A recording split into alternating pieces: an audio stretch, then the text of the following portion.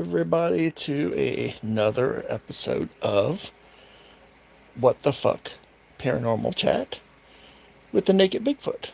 I am your humble host, Mike the Naked Bigfoot. What last 2 weeks have just been fucking mind-boggling. So before we start the show, of course, um, got my disclaimers we're going to do. But before we even do the disclaimers tonight, before I even start, um, thanks to everybody who came on tonight. Love you long time, guys. Glad you're here with me tonight, live. And for those who watch it later, I'm glad you're watching it later. Does that mean you're leaving Super Horror Show? Hope you come back and catch the show, dude. I was not feeling well last week. This broadcast should have been last week. Did not feel well whatsoever. Felt like dog squeeze, hammered dog squeeze. I actually thought about doing this live in black and white, so you don't see all the blotching on my face. My face looks really. That's my vanity coming through. Look extra blotchy. I still don't look incredibly healthy, but I'm breathing. So to everybody who wished me well and kept me in their thoughts and prayers, thank you so much. I did appreciate that a great deal. I just didn't feel like I was going to be able to give you a quality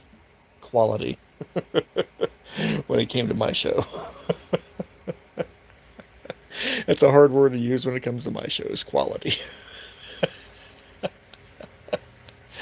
I'm about as low def, low fi as they come.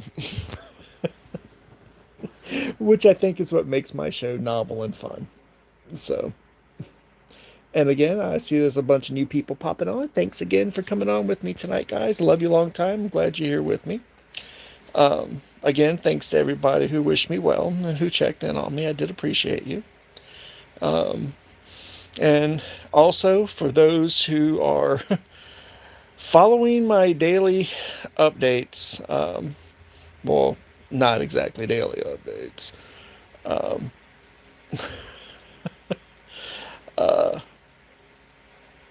Where was I? Oh, of the videos that I'm doing, spur of the moment videos that I'm doing called something is screaming in my woods. I'm going to keep to that title, so everybody, when they see it and they see update beside it, they'll know that it's pertaining to the same subject. Hopefully I'll do a night show on one of those, a 9 o'clock night show.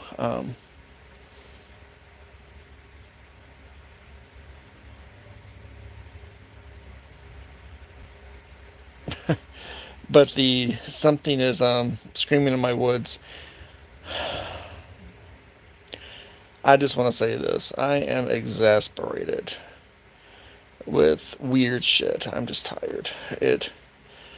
You get to the point where your mind is still sharp, your soul is still strong, your spirit is still powerful, but your body just ain't there. And I don't have the energy like I had back in the past to be able to, when something like this is happening, which is what's happening now in the woods, to go out there and investigate it and or kick its ass. So see some more people popping on. Thank you so much for coming on tonight, guys. I think that's it for those who don't know my show. I usually do little updates on myself and on past shows in the very beginning, and I like to introduce myself to everybody in the very beginning, and then we move on to the nightly disclaimers. So if you're new to the show, I hope you enjoy it. It is different than what most people are used to as far as a paranormal type show is out there. I try not to do pre-recorded shows. I like doing things live and spur of the moment, or give them some planning, but not a great deal of planning, because I feel that it's more intellectually honest of me just to start talking.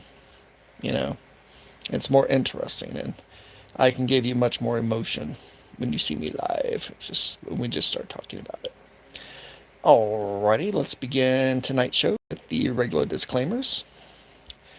The views and opinions expressed by your humble host, me, Mike the Naked Bigfoot, are solely those of mine. I am not here to persuade, dissuade, or harm you spiritually or physically or mentally in any way.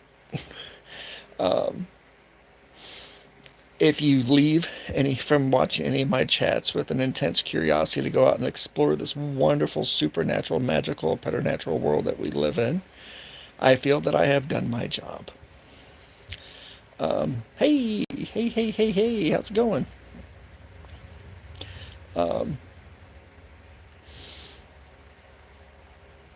But if you do go out to explore this crazy magical world, please do so and do your investigations and your inquiries safely and sanely.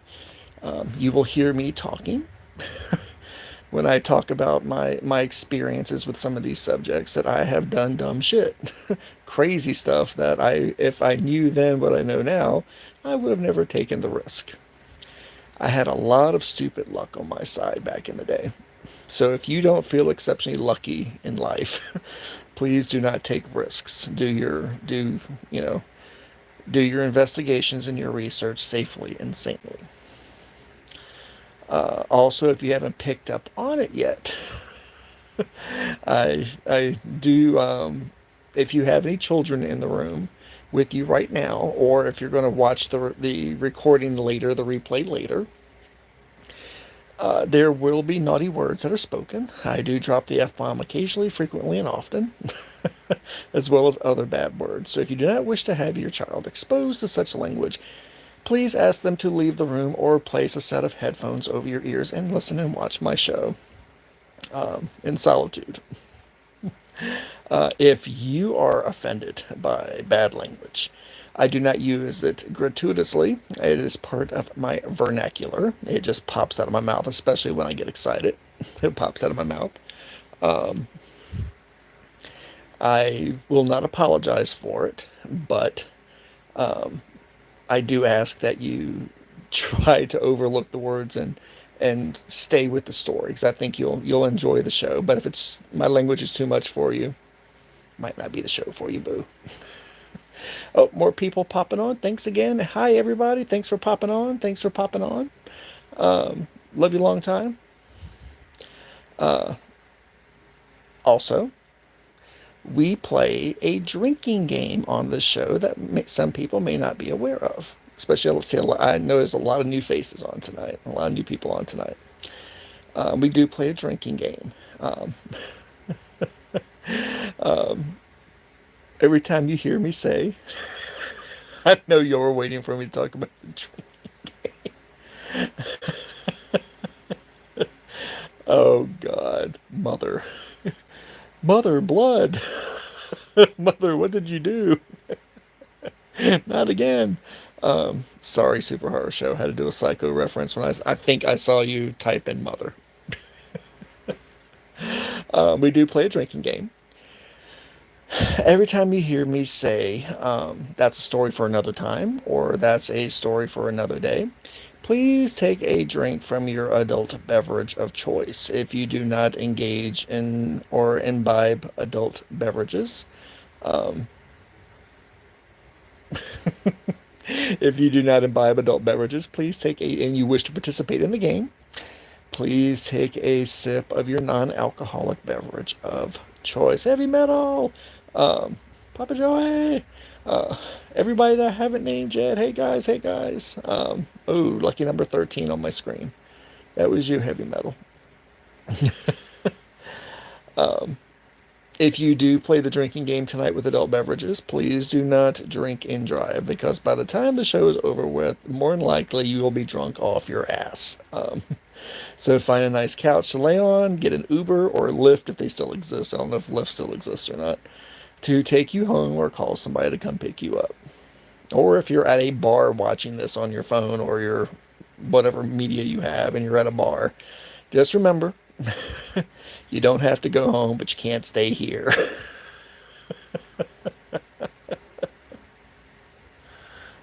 Himbo. I'll have to talk about that another day. Okay, on with the show. Tonight's show. Something I was actually looking forward to talking about. It concerns the raising of the dead, which I know is a good topic, especially for all my paranormal researchers and paranormal investigators that are out there that'll be watching this right now and later on. Um, and that it's, now just to let everybody know, I will not be talking about um, zombies tonight at all. I'm not talking about that sort of raising of the dead. Okay. Um, I know people would assume I'm a voodoo priest, and you automatically assume that the voodoo priest is going to be talking about a raising of zombies. But that is another subject. That's a story for another day. Um, I'm probably going to do a show, probably next Thursday's show. I'll probably devote it to zombies of the world, zombies of world religions and world beliefs, including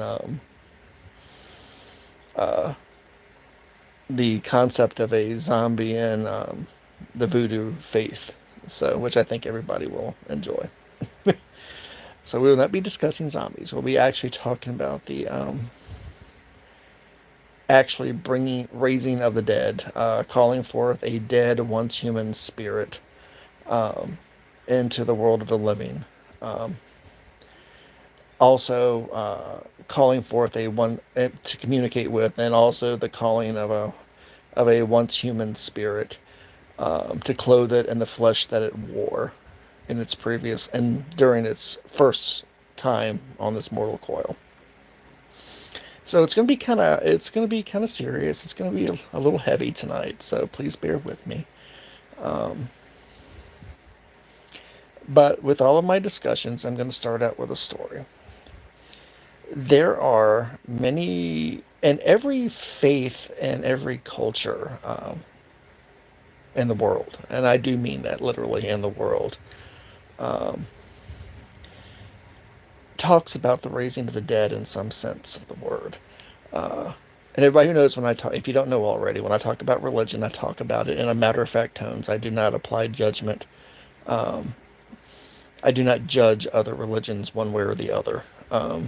I try not to make comments negatively or positively about other religions out there. I like to speak of them in straightforward, matter of fact sort of terms.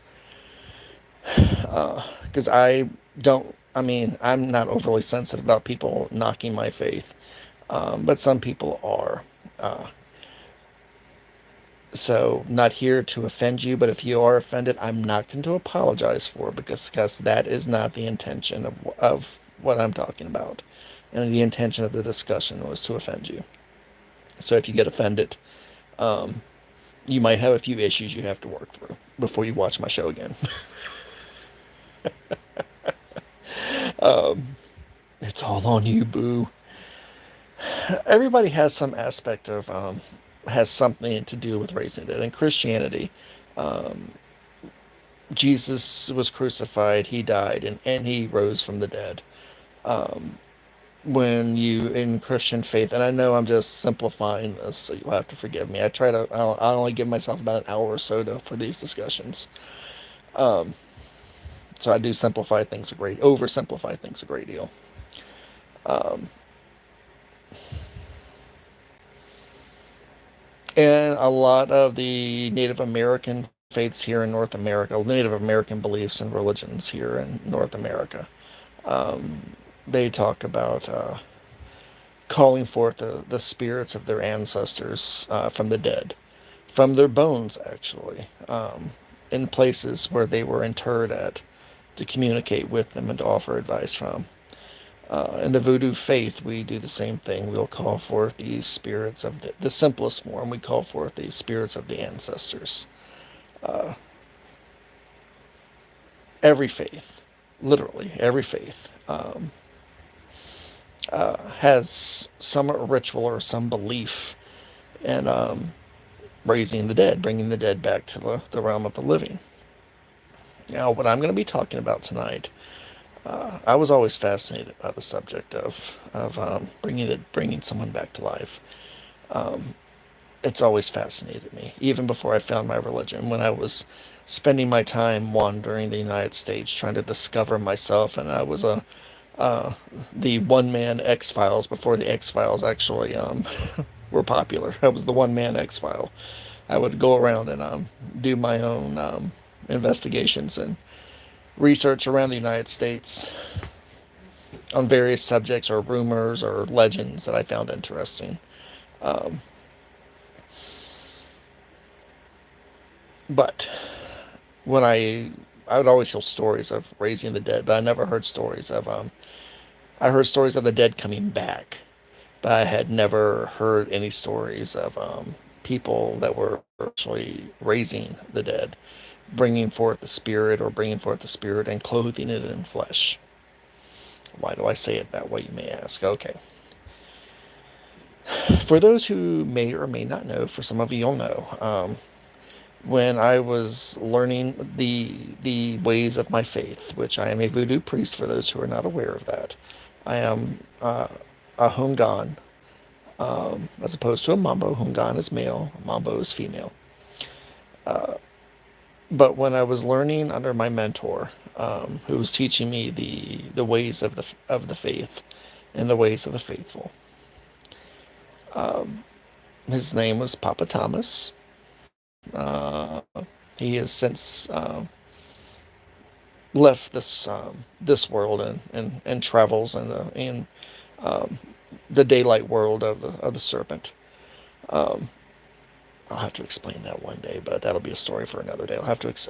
You always hear me talk about the serpent, but whenever I talk about one of the faithful, we talk about the serpent. He believed that the best way to keep somebody from doing something wrong was to teach them how to do it, so they can see how bad it is and they should never do it. Because there are a lot of rituals in our faith, in my faith, our faith, in Voodoo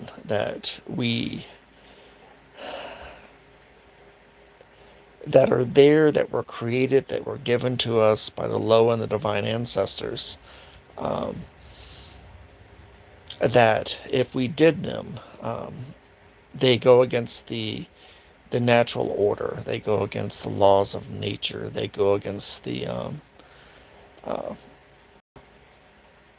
they go against just it's fundamentally wrong to do it. And the rituals that they're not forbidden for us to do them because in our faith, everything uh, we do with open eyes. We do it as a matter of choice. We have to choose to do it. So after I was brought fully into the faith, he took it upon himself to teach me the rituals of rituals of resurrection, the rituals of resurrection. The rituals of resurrection. There are several rituals that fall under that broad title of rituals of resurrection. The reason why he wanted to tell me about them was to warn me about them. He wanted to show me everything you needed to do it with, everything that was involved with doing it to, from the simplest things, from the ingredients needed at the altar, to the preparation of the spirit, to the preparation of the body, and so on and so forth, so that I would never be tempted. Um, he wanted to show me how wrong it was and what effects it would have on both myself, my spirit, my soul, and what effects it would have on the lands of our ancestors, the spirits of our ancestors, and in the mortal world in general, the natural world in general. And he believed that no information should be kept from you. Knowledge should not be kept from you, because if you make something forbidden that you never teach anybody about, it makes you all the more tempted to go learn to do it and to do it. That's human nature. And he decided that it was best to teach me because I would see. I would never be tempted to do it because I would just see how wrong it would be to do it. Oh yeah. If he knew then, because I did fuck up a couple of times after he taught me the rituals of resurrection.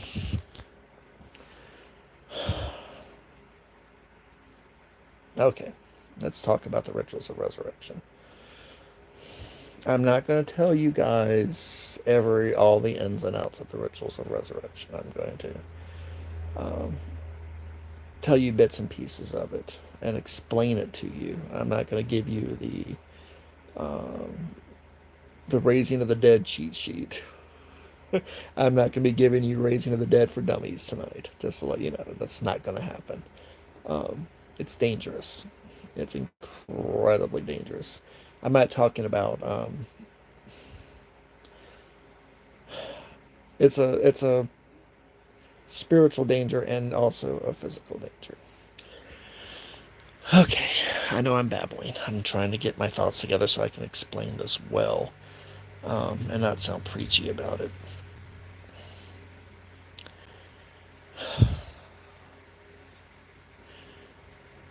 One of the rituals of resurrection, um, some people have heard me mention this before. It is called life linking, where a person, or an animal even, um, is dying. They only have moments to live, or hours to live, or days to live. Um,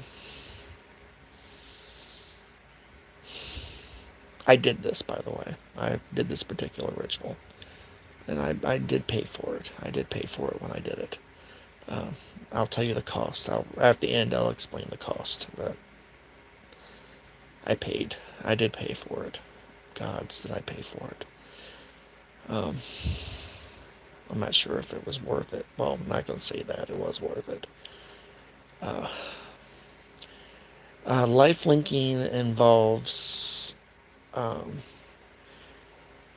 transferring a bit of the energy that keeps you alive, the energy of your spirit that keeps you alive and mobile.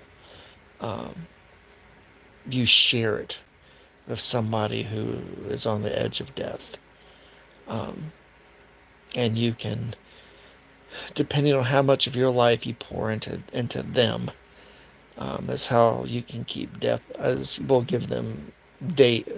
You can't give them back with this ritual. You cannot give them back their life entirely. You can only give them days, sometimes only hours. But it's a blood ritual.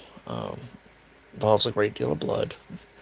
It involves the Loa, the deified Loa. His name is Simbi. Um, Simbi is the master of sorcier in the Voodoo religion. If you want to know something dark, you ask him. He's happy to share it with you. What led me to share my life with someone? Why would somebody want to do that? Um, I I'm about to admit to something. I'm about to admit to something I've never admitted to before in public. It's selfish. It was selfish of me to do it. But I had a mentor in my life as well. Her name was, well, she's dead. I probably shouldn't use her name out loud. Well, I'll just say her name. Her name was Jackie Wall. She was an artist, an amazing human being, who taught me how to respect the ebb and flow, the natural ebb and flow of the universe. She was an amazing human being who helped me see the spirits that resided in everything, resided in trees. Um, she was a spirit artist, if no one's who knows what a spirit artist is. But what a spirit artist does, they'll take something natural, whether it is clay or a piece of wood, and they will literally spend days meditating over it, until they can finally see the spirit that resides within that item. And then they use their hands to mold the face of that spirit, or carve the face of that spirit into the item, into the wood, or mold it into the clay. And that's what she did. And she did some remarkable sculpture. I own quite a bit of it, actually. I had to actually go and spend more money than I cared to spend to, because there was a lot of collectors out there that had her work that I wanted it back, and I went and offered them more money than what they paid for it to be able to get it back, so I could keep it around me all the time and to remind me of her. But I got a phone call while I was on the road, from her son. Her son's name was Angus. I don't know why she ever named that part kid Angus. He called and to let me know that his mom was dying, that she was in bed, and she was on her deathbed, and she was surrounded by everybody, and she was asking for me. Um, and I was several states away, and I knew she was in bad health. I didn't know it was sneaking up on her. Her death was coming this quickly. And he told me this. She has. Tonight, that night would be probably her last night, and was it all possible? Could I make it there to see her? I know a good Scottish name, Angus. I used to call him Steak Boy. Get it? Angus Steak. I used to call him Steak Boy all the time. Um, that was a joke. Angus is a great guy, great kid. He works in Hollywood making movies now. He's absolutely brilliant. Angus Wall is. He's absolutely brilliant. Um,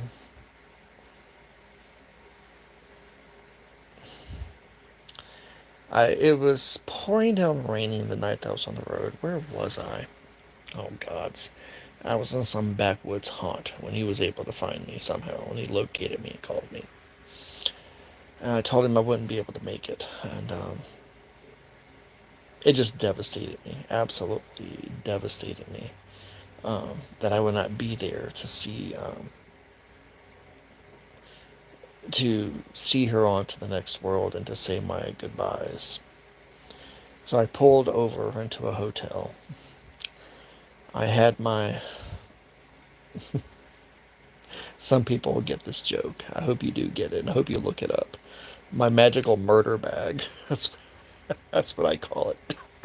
That's what I call it now. It was um, my my bags, plural, that I kept my various components and ritual items in, that I always took with me before I finally settled down into a home. I was always on the road, and I always took these items with me. And I just burst into tears when I was in the hotel room. I was sitting on the bed, and I could not stop crying, and I was beating myself up over not being able to see her again. And I remembered one of the rituals of resurrection, which was the sharing of life. Um, you see, for every day you give someone, that every day you keep death away, takes years from you, from the person doing it. So for every day you give someone, it takes about the equivalent sometimes of 5 or 6 years from you. It also exacts a terrible toll on your body. It literally shatters your body, weakens you, and you'll never, ever, ever, ever fully recover from it. Um, and for a brief period of time, you also become insensate. Um, I know that's a big word, insensate. But you lose a number of your senses. Usually sight, you lose your sight and you lose your hearing for a certain amount of time. It will come, those things do come back, but they don't come back the way they were. And I had Papa Thomas's voice in my head telling me, I knew it was wrong. I knew it was going against nature. Um, I knew it was going against the natural order. And I knew the rules I was breaking to do it. But I did it. I sat down. Because I wanted to be with her one last time. I wanted to have at least one whole day with just me and her. I didn't give a fuck about the rest of the world.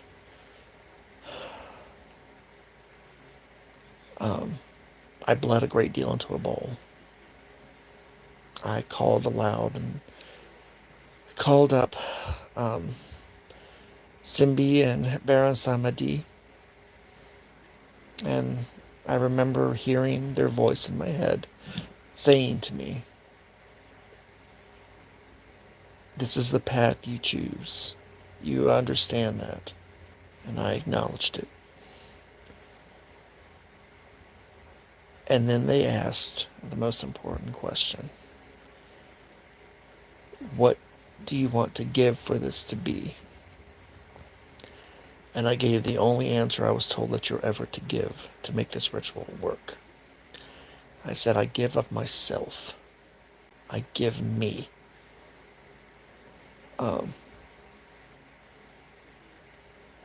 And then I heard a very quiet voice behind me in this dark room with 12 candles lit.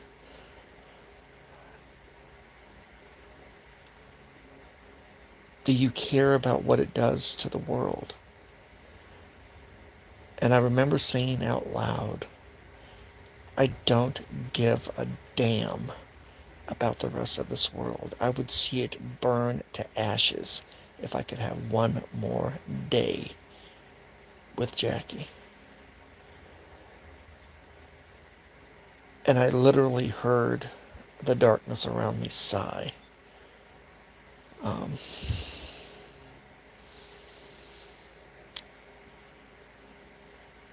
I took out my ritual knife. Like I said, I had already added blood to the ritual, but now I had to add life to the ritual. So I slit my wrist. Not. I know what this sounds like. It was not suicide. So before anybody's, oh no, it's being suicide. No. I cut it just enough to where my life would leave me and pour into the ritual. And I asked for 3 days. Because I knew it would take me at least 2 days to get to her side. And I would have one whole day with her. So I poured 3 days, which ended up being probably about 18 years of my life, into the ritual to get 3 good days out of it. And then I passed the fuck out at the height of the ritual. I fell out on the floor. And I remember waking up right when the sun was coming up the next day. And I knew the countdown was on. And so I went out, got in my old jalopy, and I drove. I drove like, straight out of hell. I jumped straight out of hell, straight to the religion. I was wrapping up all the cuts that I had done to myself for the ritual. With bandages, gauze. I took a couple of the towels out of the hotel, out of the motel. One of the sheets that I tore up to wrap my arm in. And lots of duct tape to keep it on. And then I finally got to her farm. On the 3rd day, I arrived at the farm. And her children met me at the door. And I looked like a bloody mess because I drove nonstop, only to stop long enough to get gas when I absolutely needed gas to get there. They met me at the door. And they said, we're glad you could make it. We thought we were going to lose her a couple of nights ago. We thought it was going to be her last night. But she's still with us. They said, but she's not right. And I just stopped and cut in my head. I said, "What do you mean by that?" Um, she was passing in a, she, she was, they didn't drug her up. She was dying quietly dying. Her body was shutting down. She was dying quietly before I did the ritual. But when I did the ritual, and poured a foreign life into her body to keep her alive, it apparently caused her a great deal of pain to stay in this world. Um, I could hear her upstairs crying out, and I can still hear it now when I talk about it. I can still hear her, you know, wailing upstairs in pain. Um, and then something literally inside of me broke. Because I knew this was part of the price that I was paying, that I chose to ignore because I was being selfish. Um,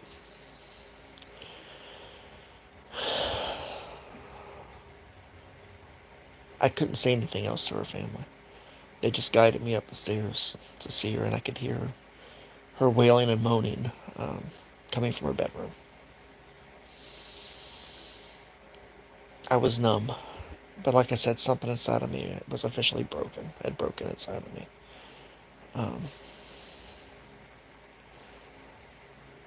when they took me in the room, I didn't recognize her anymore. Her hair was usually immaculately done, well done, was all over her head. Her clothes were stained with bodily fluids. Um, Drool was coming from her mouth as she had bitten her tongue and bitten her lip in pain. Um, she was in complete agony. And I collapsed in a chair at the foot of her bed. And I just remembered myself saying, I did this. I kept repeating it over and over again, that I did this. And I kept repeating them over, I did this, I'm sorry, I'm so sorry. I remember her kids, came up to me and put their arms around me. I said, we don't know what you're talking about, but we're glad you're here with Mama now. And Mama's here with you. Her eyes had lost, her beautiful blue eyes had lost all of their color. She was in a dead body, a spirit being forced to stay inside of a dead body by the acts of a selfish man, um, who knew better, but did it anyway, because he was selfish.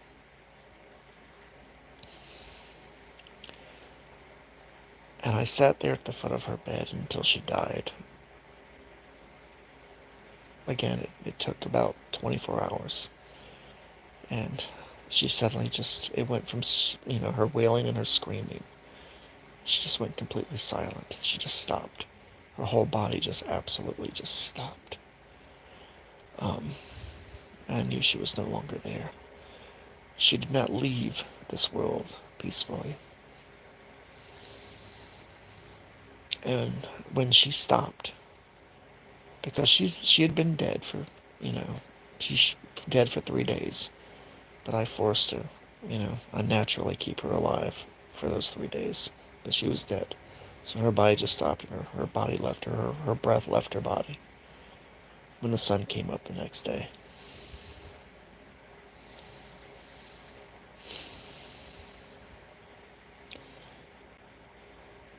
I realized that I had a few new aches and pains inside of me when her body finally stopped. And I was beginning to suffer the physical effects of the ritual then.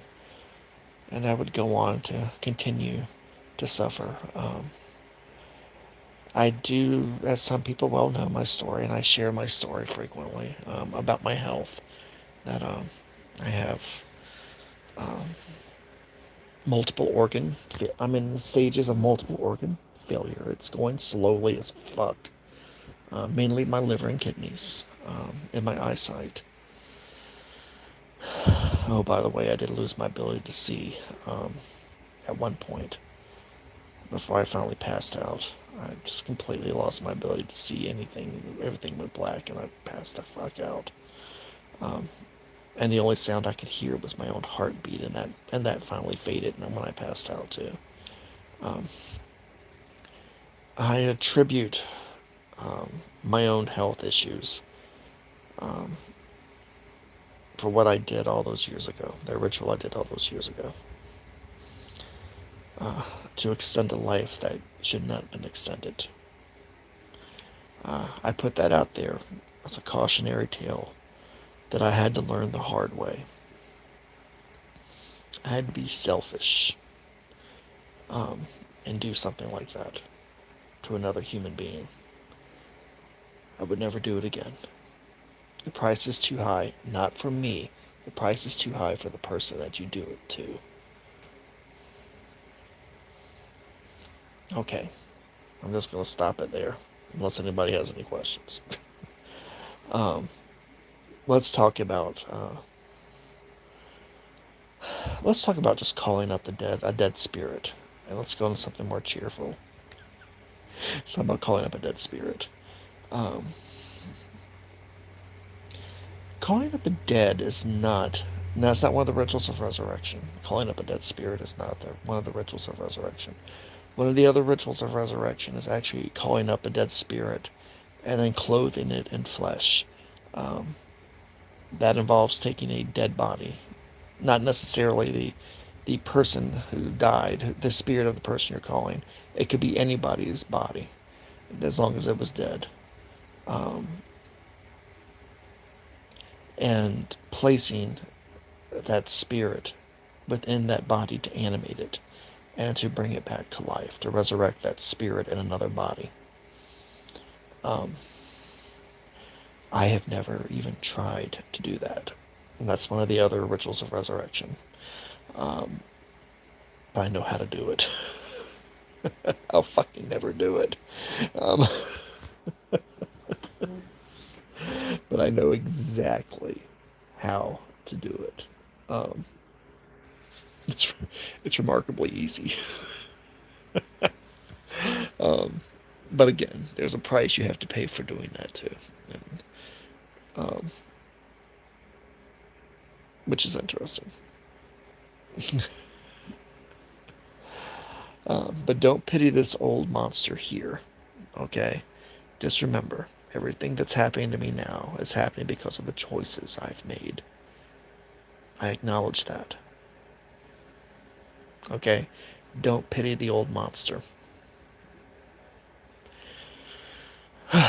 Okay, summoning the dead. Again, in most other cultures and most cultures around the world, and most religions and belief systems, um, you can call up the spirits of the dead. Now, in the voodoo religion, and in most religions in general, when you're calling up the spirits of the dead, it's normally for information purposes. Um, that you're calling for, especially in my faith. It's mostly for receiving information from an ancestor. Not necessarily your ancestor, but the ancestor of someone else who may have information you may need, or provide insight that you may need. Um,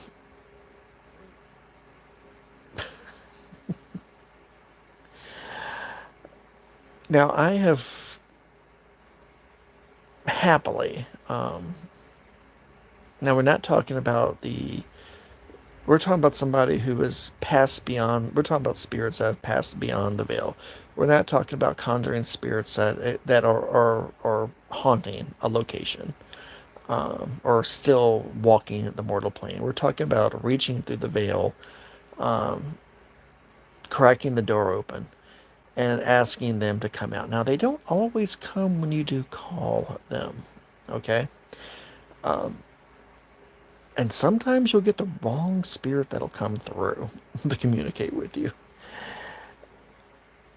And usually when you're doing this, especially in my faith, you have to use some type of foci. What's foci, you may ask? Foci is an object that you use to communicate through, to act as the speaker for the voice of the dead.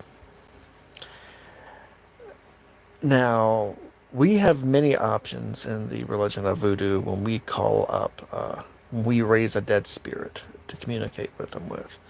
Um, Typically, if it's possible, we would like a piece of the remains of the person that we're calling up, a bone or some of their ashes, a lock of their hair, a fingernail, something. Um, Sometimes a simple object that maybe they owned in life or held onto in their life at some point, or even a picture of them. You don't always have access to these things, so to help you set up a link with them, with the dead, to speak to them. But we use, you've heard me talk about in the past in the voodoo faith, we use fetishes for many purposes. That would be, oh, I'm just going to flutter my eyes a little bit on this one. You've heard me talk about fetishes. That would be what most people in Hollywood would call a voodoo doll. Um, but when you're talking to the dead, and when you're trying to call up the dead, you try to make this fetish look as close as possible to the person when they lived. And the way you dress it, and the way you mold it, and the way you shape it, and the way it looks. You try to make it be as close as a representation of that person in life, when what they look like in life, and what they wore in life. Um, Typically, you don't use a small. Most people see a voodoo doll as a small doll, um, but to be able to do this particular ritual in our faith, we make a fetish, and I actually have a permanent fetish that I just change the clothes on, and I'll change the face out on it. The clay mask I put on it out on it. They're usually about the size of your average scarecrow. They're fucking big. They're about 6 feet tall. The one I have is about 6 feet tall. Um, the raising fetish, and that's what they're called, raising fetishes, for raising the dead and bringing them into that to speak to you. Um,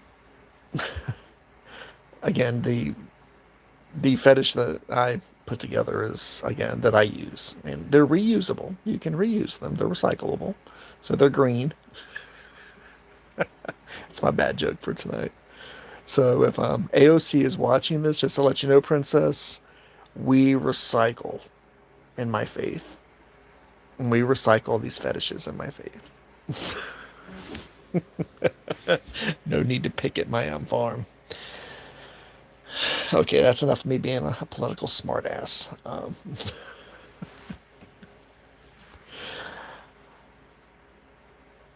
And what we do is once we dress it and make it appear to look like that person. What I do is I make clay masks, and I'll take a picture of if there's a picture available of that person, I will pin it to the fetish right above the heart. Um, or if there's an object the person owned, I'll attach it somewhere to where the heart is. But I will make a clay mask, uh, and a male or female form to it, where it would look like a generic male or female face. Um, but one of the things that we work into the clay when we're making the mask is graveyard dirt. If we do have parts of the corpse, part of their remains, we work their remains within the mask as well. Um, if they have a descendant and you can legally go and get a piece of their hair or a fingernail clipping from them willingly, you work that into the mask as well. To help set up the link and to open up the door. But you're giving the spirit, once you raise it from the grave, once you raise it from the afterlife that they are in, whatever afterlife that may be, once you raise them from the afterlife, you're giving them a vessel in which to reside in comfortably and be able to communicate with you comfortably. Now, I'm not saying the mask grows a pair of lips on it and just starts talking to you. That doesn't happen. That'd be fucking really cool if it did happen. Um, but usually you can hear the voice of the person um, all around you. But the center of the voice is always the fetish in which they manifest through. Um, but like I said, why would you do this? Why would you call up the dead? It's usually to answer questions about their life or about questions. Now, they'll never give you questions about what it's like in the afterlife. Um, they can give you very vague details of what their afterlife is like. Um, they're not always happy when they come through. They will, when you raise them up, some of them may just manifest within the fetish to go tell you to fuck off and to leave them alone, to let them rest, and then they'll go away. But most of them are quite the chatty Cathys. They manifest so they can to talk. They're curious about why the living would be interested in what they know. And I've had lots of questions asked, or if I was looking for something that I knew that during their life they knew about, like something that was buried at some of the old farm places um, that I wanted to get my hands on. That's a story for another day because that actually did happen. That I would call them up and ask them to give me directions to where to find it. And that did happen. It actually happened 6 different occasions. Um, you can be a little selfish when you do shit like this because the dead will, if they realize your motives, they don't think your motives are pure, they don't think you should know the information. Again, they can tell you to piss off and they'll go back to their afterlife happily. And there's nothing you can do to stop them from doing it. They will do it. You're not binding the spirit to that fetish. It chooses to inhabit that fetish, and it can choose to leave it whenever it wants. But the thing is, since that fetish is the door, it's also once they leave it, they have to go back the way they came. They have to go back to the afterlife. They can't leave the fetish and stay in our world. They have to go back to the afterlife. They don't have a choice. Um, the other thing is you have to get all of your questions answered before the sun rises. And it's called a natural sunrise when it rises, because that's when the power of the fetish ends, is the sunrise. We're not talking about it. Sometimes not a physical sunrise. Sometimes the way it works is it's the sound of the first bird of the morning singing, or it's the sound of the rooster crowing, not necessarily the sun rising on the horizon, over the horizon coming up. It's that it's those things that determines a new day, that welcomes a new day, um, that ends the ritual, and the spirit departs back into its own afterlife. Again, it can be tricky, especially if it's, you've taken all the precautions, you've done all the summoning, you've done the ritual exactly the way it should be done. And sometimes they don't show up. And I've had that happen. They just don't show up. They choose not to come. And I've had the wrong thing come through too. And I'm saying thing because there are so many things in the spiritual world, both in the once human spiritual world, and in the unhuman um, spiritual world, that they see an opportunity to fuck with you, uh, and they will enter the fetish. But you can usually figure out really fast it's not who you called up, because the people you're calling up, the spirits of the people that you're calling up, you have a general knowledge of how they were when they were alive. And these unhuman spirits that can inhabit the fetish, um, you can figure out really fast that they're there to fuck with you, because they have absolutely no knowledge of the spirit that you were trying to call up. They will lie and they'll pretend, but usually with a little tough questioning, you can figure out really fast it's not them, and you can tell them to fuck off. Usually by breaking the clay mask that's over top of the head of the fetish. You just crack it. It breaks it right there. Breaks communication off immediately, and they're gone from whatever hell world that they came up out of. Okay. What conclusions can you draw from what I said, from what I talked about tonight? Number one, um, raising the dead is not necessarily bad. It's also not necessarily good. There are some rituals involved that you should never get involved in unless you're willing to pay the price that comes with it and be able to live with the price and the damage it's caused to yourself and to the spirits involved. Um, Raising the dead for information purposes, on the other hand, um, it's a two-way communication. It can be very beneficial, if you have cooperative spirits, um, or it can be very disappointing and very frustrating if you have spirits who are not cooperating with you. It really all depends on what you're doing. If you go into this blindly, by buying a book on how to, and you do it, um, understand that you are placing your own spirit at risk. Um, you're placing your soul at risk. You're placing your body at risk. You're placing your sanity at risk. You're placing your health at risk. And you have to understand that. Because if you fuck it up, or if you do the wrong ritual, which happens to be the right ritual for you, um, you will have lifelong side effects and after effects from it that you're going to just have to live with and deal with. Because you'll never be able to get rid of the memory of what you've done. Ever. Well, guys, it looks like the magic hour has arrived. Hope you all enjoyed it tonight. I want to thank everybody for showing up tonight. Hope I wasn't terribly emotional or burdensome tonight. I know tonight got really heavy and really serious. I try to keep it a little light here and there. If you've been playing the drinking game tonight, I do ask that you do not drive at all. Because more likely you're a little tipsy right about now. If you like what you saw tonight and what you heard tonight, please smash the like button and hit the subscribe button. I love having people subscribe. If you did not like it, hit the dislike button.